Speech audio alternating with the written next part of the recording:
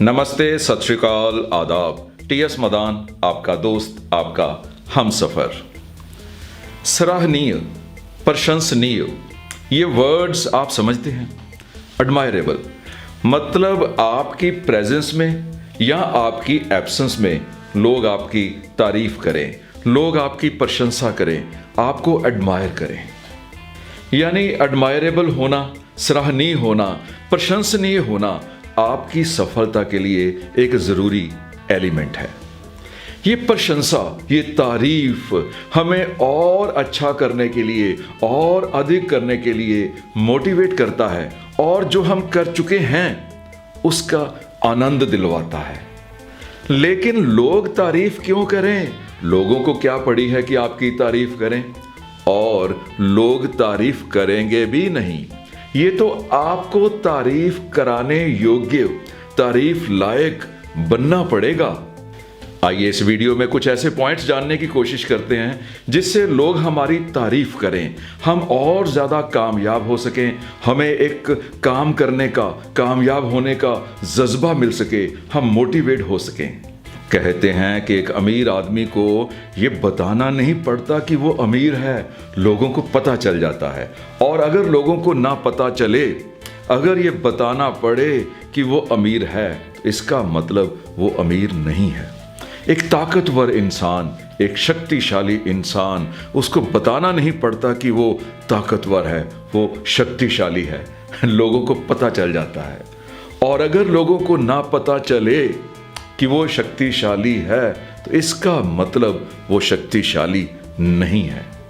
ऐसे ही आपने वो सारी क्वालिटीज, वो सारे ट्रेट्स एक्वायर करने हैं जिससे आप एडमायरेबल बनो, आपकी प्रशंसा हो, ना कि ये बताना पड़े कि मैं प्रशंसनीय हूं, एडमायरेबल हूं।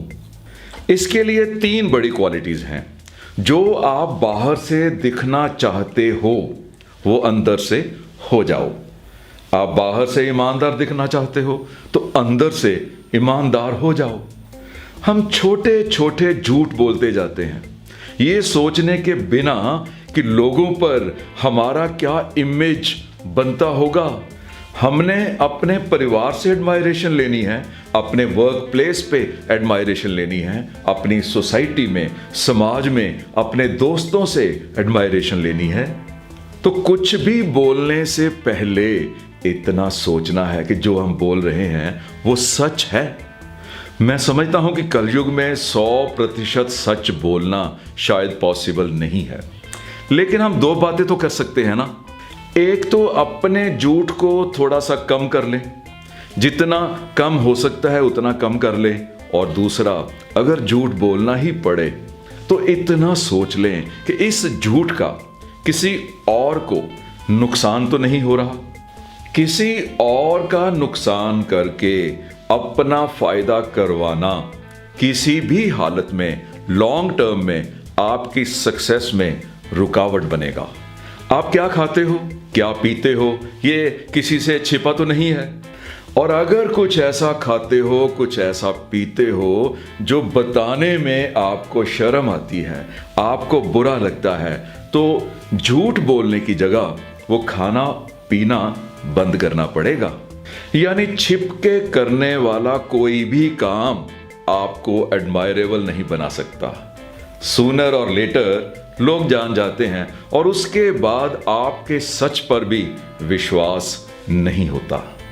A man is known by the friends he has. यानी एक इंसान अपने दोस्तों से पहचाना जाता है, कैसे उसके दोस्त हैं। अगर आपके दोस्तों के कारण आपकी इज्जत कम होती है तो ऐसे दोस्त हटा देने चाहिए। आपके दोस्तों के कारण आपकी इज्जत बढ़नी चाहिए। यानी आपको सच बोलने के लिए अपने आप को बदलना पड़ेगा।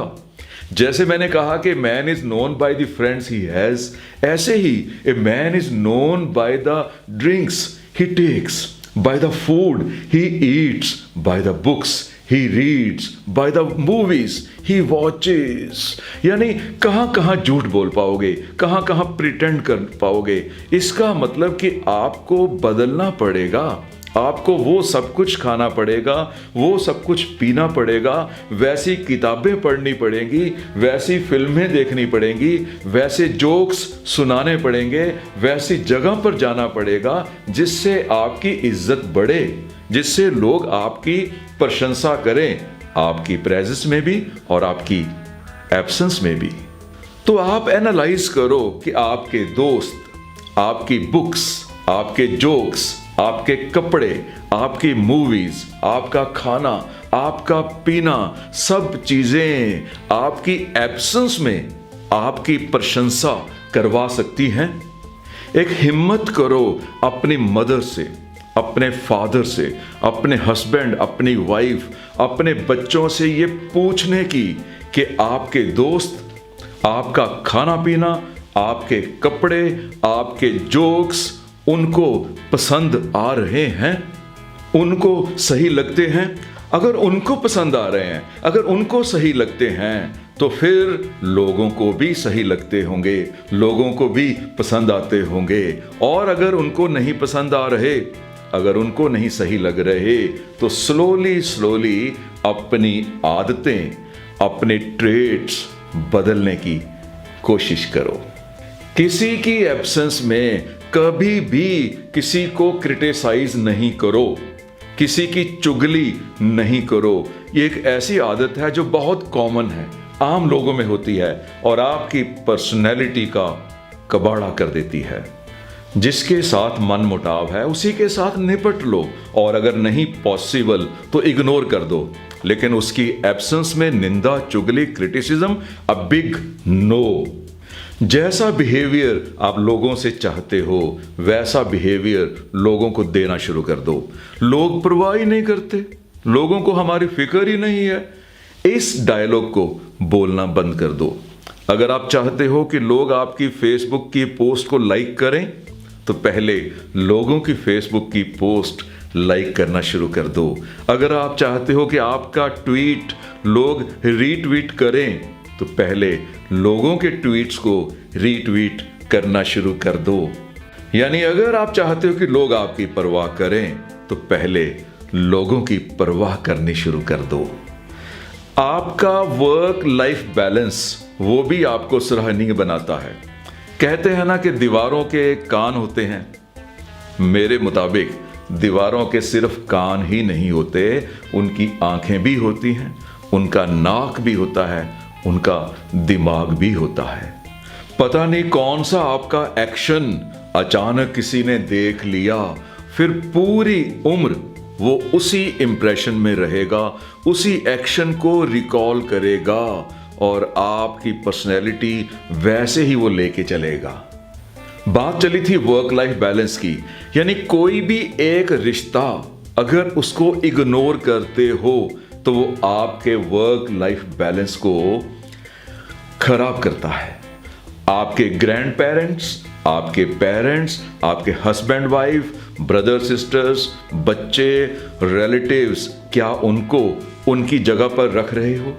आपके कोलीग्स, आपके एम्प्लॉयर, आपके एम्प्लॉइज, आपके जूनियर्स, आपके दोस्त, क्या उनको उनकी ड्यू रिस्पेक्ट दे रहे हो? ये वीडियो जितनी साधारण है, जितनी आम लग रही है, उतनी ज्यादा इंपॉर्टेंट है। क्या आप दूसरे के साथ बात करने के लिए अपनी जुबान पे कायम रहते हो? छोटे छोटे शिष्टाचारों का ध्यान रखते हो? किसी की प्राइवेसी को डिस्टर्ब तो नहीं करते हो? ये छोटी छोटी बातें हैं, लेकिन सोचने वाली बातें हैं। मैंने एक सिंगर को 104 डिग्री बुखार में गाना गाते हुए देखा है, परफॉर्म करते हुए देखा है। एक दुकानदार को फ्रैक्चर्ड लेग में अपनी दुकान पर काम करते हुए देखा है। लेकिन ऐसा कभी नहीं हुआ कि एक एम्प्लॉई, अगर हुआ भी होगा शायद रेयर, कभी कभी, कि एक एम्प्लॉई 104 बुखार में किसी काम पे चला जाए। वो तो छोटी सी खांसी आने पर भी छुट्टी ले लेता है। यानी अगर हमारा खुद का काम है तो हमें बुखार हो, हमारी टांग टूटी हो, हमारे घर में सुख दुख हो, तब भी हम कर लेते हैं। और जब हम किसी और के पास काम करते हैं, जब हम किसी का किसी के पास जॉब कर रहे हैं, या कह लो कि हम समाज की सेवा कर रहे हैं, या किसी सोसाइटी में किसी रिस्पॉन्सिबिलिटी को निभा रहे हैं, तो उस समय छोटी सी समस्या, छोटी सी परेशानी, छोटी सी दर्द भी हमें वहाँ जाने से रोकती है। और उसके बाद हम ये उम्मीद करते हैं कि लोग हमारी प्रशंसा करें, लोग हमारी सराहना करें। Is it possible? No, never. सच का, सच्चे इंसान का हमेशा साथ दो। अगर आपकी मदर आपकी वाइफ को गलत डांट रही है तो हिम्मत करो अपनी मदर को कहने की, एंड वाइस वर्सा।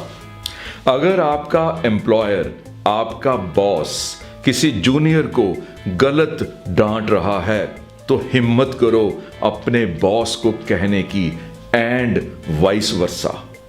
और ऐसी छोटी छोटी आदतें आपकी एब्सेंस में आपकी इज्जत को बढ़ाएंगी।